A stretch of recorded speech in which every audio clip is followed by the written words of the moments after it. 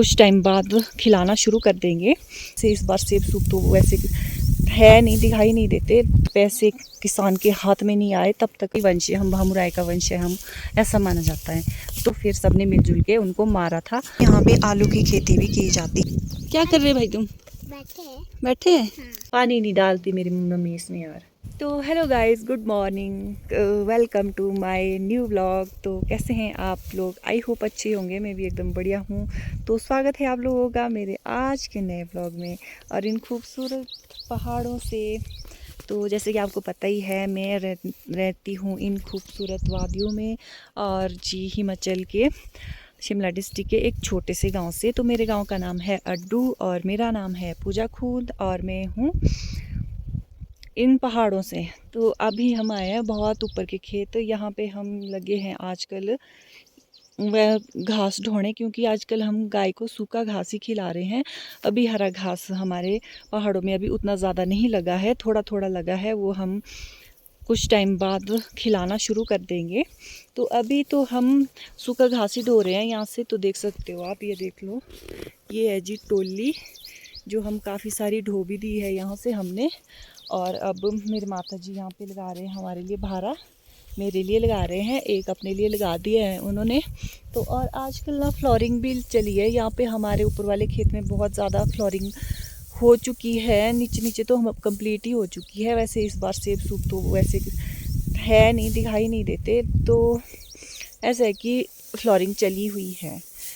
इनका एंड तक पता ही नहीं चलता है जब तक ये मार्केट तक नहीं पहुंच जाते सेबों का। तो एक तो यहाँ पे हवा भी बहुत ज़्यादा चलती है, ओले भी बहुत ज़्यादा आते हैं और बहुत सारा कुछ फेस करना पड़ता है किसानों को एंड तक। तो जब तक वो बिके नहीं और पैसे किसान के हाथ में नहीं आए तब तक कोई भरोसा नहीं है कि क्या होगा आगे। तो ऐसी ऐसी बात है। तो हम भी अपने कर्म कर रहे हैं, अपना परिश्रम कर रहे हैं, जो जो मेहनत लगती है वो कर रहे हैं। स्प्रे दे रहे हैं, स्प्रे वगैरह बहुत ज़्यादा लगती है इसमें सेबों के बगीचों में। तो आजकल तो कुछ ज़्यादा ही होती है, तो अब इसके बाद भी स्प्रे देनी पड़ती है, तो तब जाके कुछ होता है। होता तब भी नहीं है, इतनी मेहनत करने के बाद भी कुछ नहीं होता भाई। इतने बुरे हाल होते हैं किसानों के। आप लोग सोचते हैं कि भाई सेब के बगीचे हैं, इनके तो मज़े ही मज़े, कुछ मज़े नहीं है जी। ये है कि अपनी शांति से पहाड़ों के मज़े लो और बस मेहनत करो।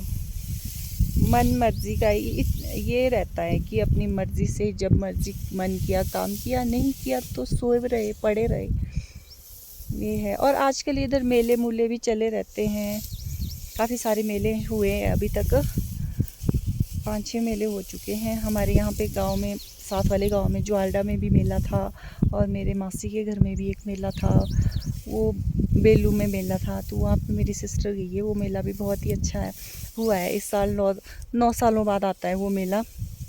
बेलू है जगह का नाम, वो रामपुर साइड पड़ता है।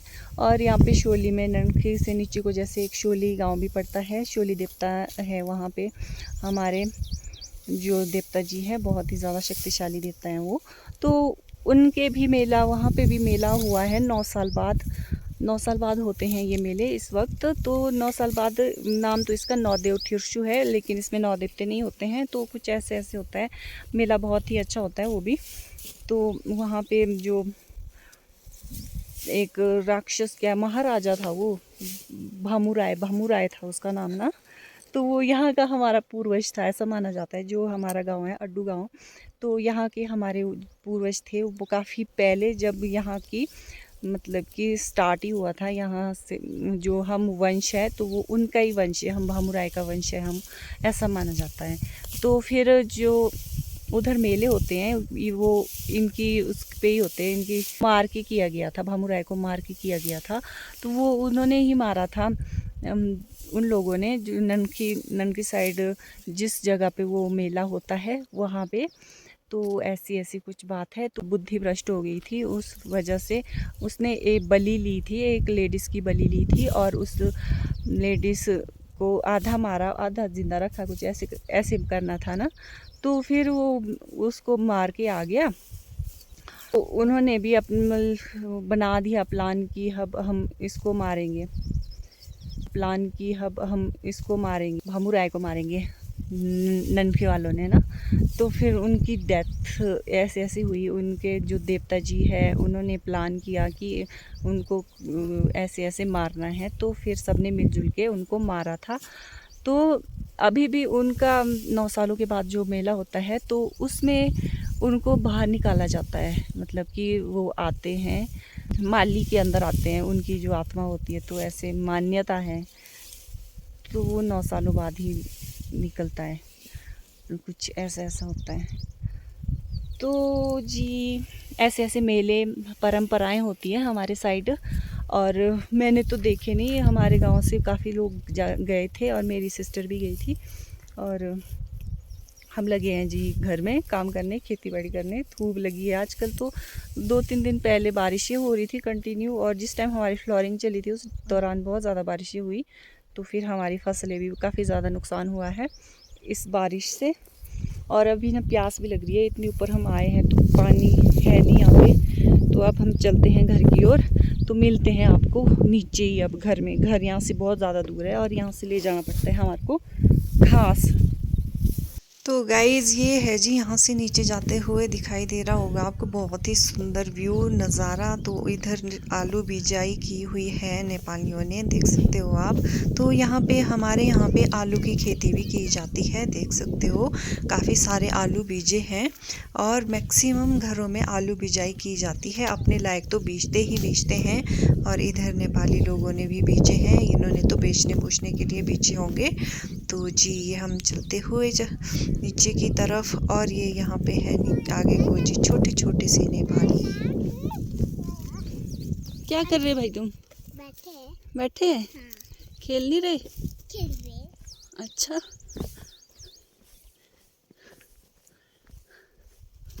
तो ये गाइस यहाँ पे काफ़ी ज़्यादा टॉप में है, जो ये खेत दिखाई दे रहे होंगे। हमारा खेत भी ऊपर वाला बहुत ही ज़्यादा हाइट में है, और यहाँ से नीचे चलने के लिए काफ़ी टाइम लगता है। और मैं घास लेके जा रही हूँ, तो देख सकते हो आप।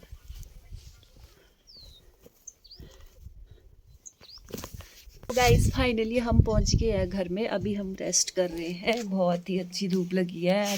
और मैं अभी छाया में बैठी हूँ क्योंकि थक के पसीने पसीने हो गए थे। तो अब मैं छाया में बैठी हूँ और हवाएं चली है, ठंडी ठंडी सी हवाएं चली रहती है हमारे पहाड़ों में। तो फिलहाल अभी रेस्ट कर रहे हैं। और मेरे माता जी भी आ गए हैं, मेरी मम्मी थोड़े से आराम से आए, मैं थोड़ा सा जल्दी आ गई थी। और हमारे बिल्लू भी बैठे हुए हैं, और हम लगे हैं जी रेस्ट करने। इसके बाद हम करेंगे लंच। और आजकल प्यास बहुत ज़्यादा लग रही है, इतना पानी पिया मैंने सुबह से लेकर अभी तक, और अभी भी मैं पानी पी रही हूँ।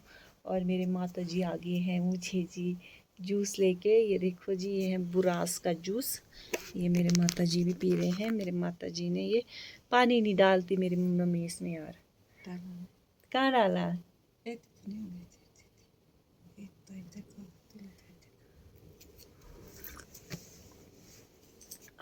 बड़ा मीठा है, ठंडा ठंडा, क्योंकि फ्रिज में रखा था ये, है ना। मज़ा आ गया भाई, मज़ा। इसमें ना मीठा भी बहुत ही अच्छा पड़ा है,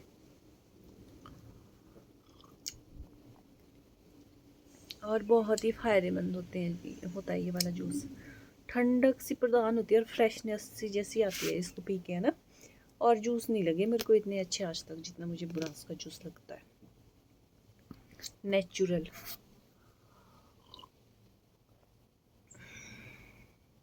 कोई केमिकल नहीं है इसमें,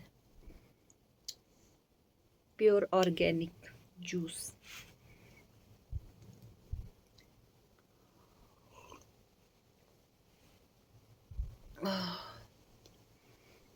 इसके बाद हम खाना खुना की खा करेंगे, फिर थोड़ी देर से रेस्ट करेंगे, फिर देखेंगे हम क्या करते हैं उसके बाद।